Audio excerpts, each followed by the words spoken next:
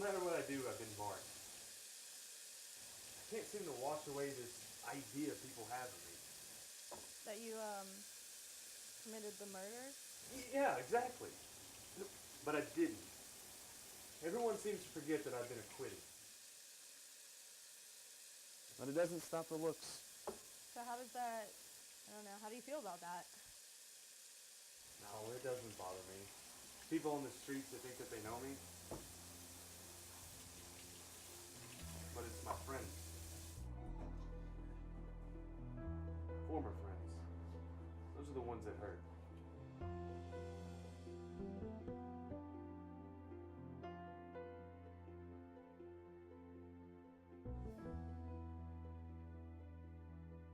Could you tell me about the case that resulted in Dave's arrest? Sure. Early in the summer of 2012, the body of a young girl was found in the woods. She had multiple stab wounds and her hair appeared to have been sheared off with some unknown sharp object. Other than that, there was no physical evidence to speak of at the scene and no DNA was recovered. A couple of weeks later, a second victim was found, this one along the riverbank. However, the same MO was present, stab wounds and her hair cut off. Is that when you suspected a serial killer? Not initially, no. At that point, we had two victims with similar elements to their crime scenes. But shortly thereafter, a third victim was found. And this victim was found along a road about 5 miles from the scene of the first two murder scenes. There were some differences in the scenes, but the similarities remained: the stab wounds to the victims' torsos and their hair sheared off. So what was it like being friends with Dave after the trial? Things changed after the trial. Dave changed, or seemed to. Maybe it was just how I was looking at him first. He would make jokes, laugh. Well, who wouldn't after the not guilty verdict, I guess. But he would make jokes like he knew we were uncomfortable. He would say, "Don't worry, I'm not gonna get you," and give my hair a tug. What was the meaning of the hair tug? Well, the girls they found, their hair was cut. Like their ponytails cut off with a knife or shears or something. It freaked me out, him joking like that. I just couldn't look at him the same. Was that Carrie that said that? Man, Dave was just acquitted of murder. You know, any of us would be making the jokes if that was anyone else. What was it like finding out that Dave had been arrested and charged? Everyone was shocked. Carrie told us at my 4th of July party. It was like, what did Greer do? Really? And Carrie immediately was like, I always knew there was something weird about him. The more the guys and us talked about it, the more it even seemed possible. Hell, the guy went home every weekend to see his family. I think people forget that the police are people too. They make mistakes. Could you explain why Mr. Greer became a prime suspect? Sure. Well, the vehicle was a big lead because we were able to piece together some other information leading up to this particular crime. We checked the victim's cell phone records and found that she had called AAA for repair of a flat tire. The victim called a few minutes later, though, to cancel the service call because she said that a, quote, nice young man stopped to help her. When forensics processed the vehicle, we were able to find a handprint on the window of the passenger side window of the car, and the fingerprints matched Mr. Greer's. Eventually we were able to determine that.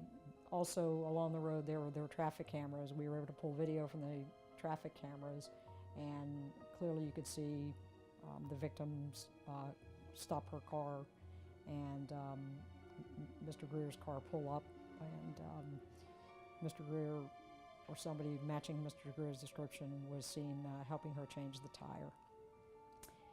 And then shortly thereafter they left the scene. So, what else led you to then suspect and then later charge Mr. Greer? We learned in the investigation that victim number 2 was last seen at a local convenience store. We were able to locate purchases from Mr. Greer in the debit card transaction system. We located other witnesses that were also at the store that evening, and several of them described an individual who matched Mr. Greer's description, following customers around the store and engaging in odd behavior, what they described as sort of stalking, meaning he followed a couple of females around the store. He followed 1 or 2 of them into a parking lot and just was generally behaving oddly, and that caused them to remember him.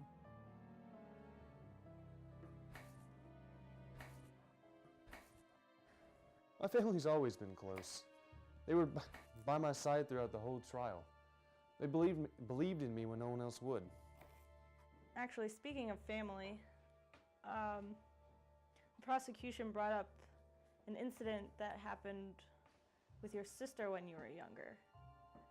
Could you maybe tell me about that?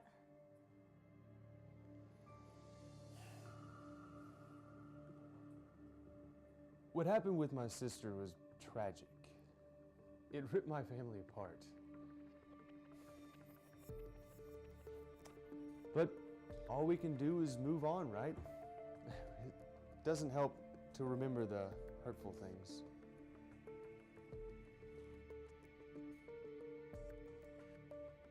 And could you maybe talk about the story with Mr. Greer and his sister? Sure. Once we identified Mr. Greer as a suspect, we looked into his background and came across a very interesting story from his childhood. He and his sister were in the backyard in a treehouse playing. According to the police report that day, the kids started to argue. When the sister went to leave, Greer pushed her. She started to fall, but her hair got tangled in the wooden slats, I guess, and her hair caught her. Wait, her hair caught her? Yes, her hair caught her fall. She was screaming in pain, and the parents came running out to see what was going on, just in time to see Mr. Greer, who was armed with a knife, cut her hair. Cutting her hair freed her from the boards, but unfortunately, it also caused her to fall to her death. So how did that story with his sister help your case against Mr. Greer? Well, if we were dealing with a serial killer, and I believe that we were, it's important to understand that serial killers engage often in ritualistic behavior. Looking at it that way, it's easy to see the death of his sister as the inciting incident that led to the rituals of the haircutting that we see in all the crime scenes. But he was acquitted. Yeah, he was acquitted. The defense twisted the story of his sister into a tale of sympathy from his childhood. They also made physical evidence seem overly circumstantial, and that convinced the jury that there was reasonable doubt to acquit. And what are your thoughts?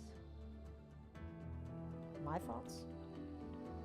Well, let's just say that in my experience, being in the same location as multiple murder victims cannot be a coincidence.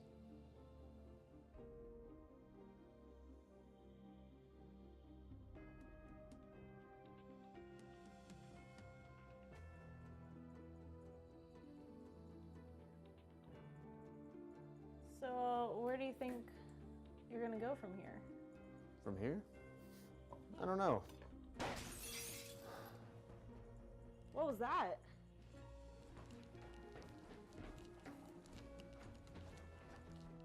Oh my God. We need to call the police. Police? Are you kidding? They won't come. They don't care.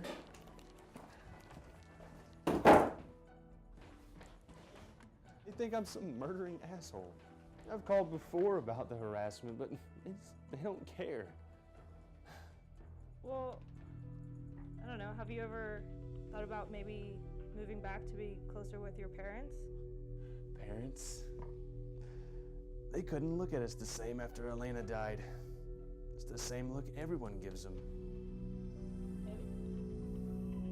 I could see it at the trial that they still thought that, maybe he meant to do it. But he didn't. Dave, who are you talking about?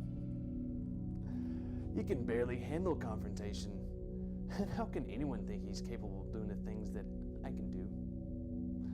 But who are they to blame him and overlook me? The same look that they gave me right before I...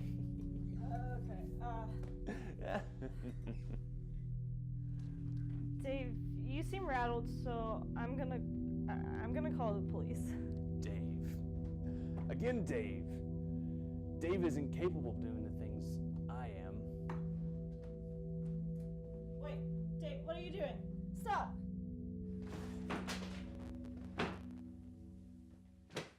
My name No, is please. No. Damon. Stop! Ah!